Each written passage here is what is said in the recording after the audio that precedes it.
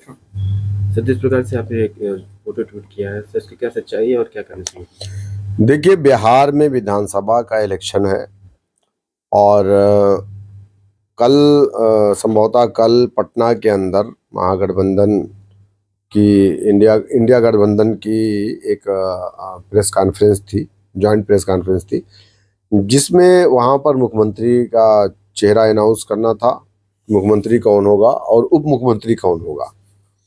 तो उसमें तेजस्वी यादव को मुख्यमंत्री और मुकेश सहनी को उप मुख्यमंत्री का अनाउंसमेंट किया गया।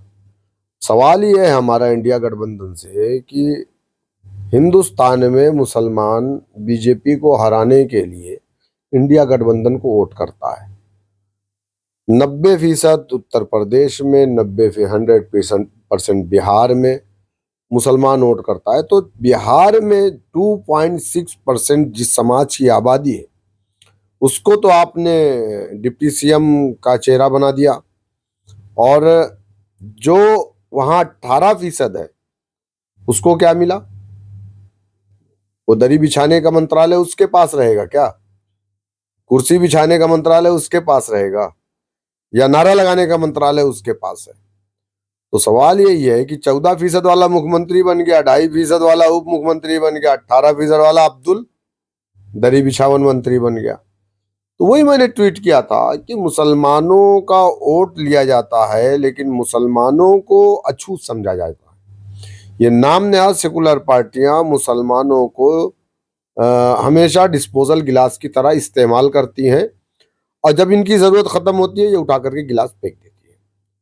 तो मैं तो कहूंगा कि इन नाम नहाद सेकुलर पार्टियों, बीजेपी को रोकने की जिम्मेदारी सिर्फ हमारी नहीं, ये जिम्मेदारी बहुसंख्यक समाज की भी है।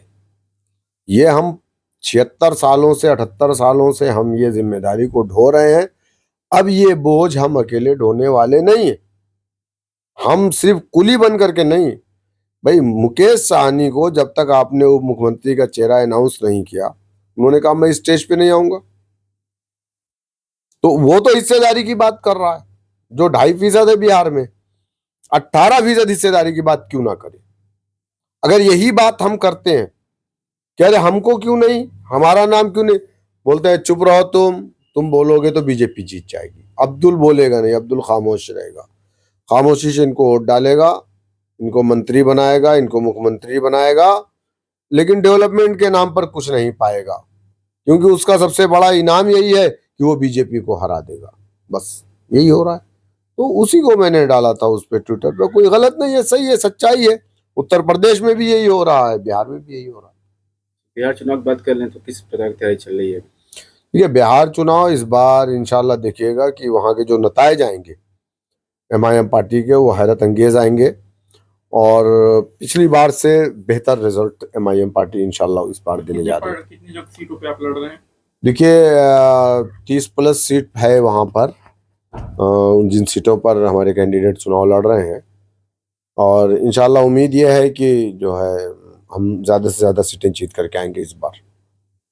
फिर एक बार यही सवाल है कि जिस तरीके से फोटो है उसको ट्वीट किया जा रहा है, वायरल हो रही है सोशल मीडिया पे, उसको पीछे लेके आप उसको अर्थ क्या निकाल रहे हैं कि क्या ये सच है? नहीं, ये सच्चाई है, ये सच्चाई है। इस देश के अंदर मुसलमानों के साथ यही हुआ है। इनसे सिर्फ दरी बिछवाई गई है, नारे लगवाए गए हैं, कुर्सी बिछवाई गई है, झंडे कंधों पे रख करके इनको लेकर के घुमाया गया है, तुम सिर्फ हमारे नारे लगाओ। वीडियो एआई द्वारा बनाया गया। हाँ, वो देखिए वीडियो एआई के द्वारा बनाया गया हो चाहे जैसे ही बनाया गया, लेकिन वो सच्चाई पर बनाया हुआ वीडियो है। ये हकीकत है, ये हकीकत है।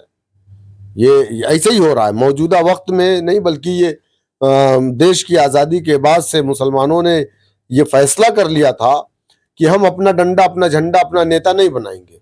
हम सेकुलर पार्टियों के साथ रह करके हम उसी में सियासत करेंगे और हिस्सेदारी की बात करेंगे। लेकिन कहाँ, हमारे साथ तो नाइंसाफी हो रही ना। मुसलमान दलित से बदतर हो गया ना इस देश के अंदर। सच्चर कमेटी, रंगनाथ मिश्रा कमीशन की रिपोर्ट कहती है। और सबसे ज्यादा हुकूमत इस देश में किसने किया? कांग्रेस ने किया, नाम नहाद सेकुलर पार्टियों ने किया। तो अगर मुसलमान दलित से बदतर है तो उसकी जिम्मेदारी ही नाम नहाद सेकुलर पार्टी जिनको मुसलमानों ने वोट किया। ठीक, कट करके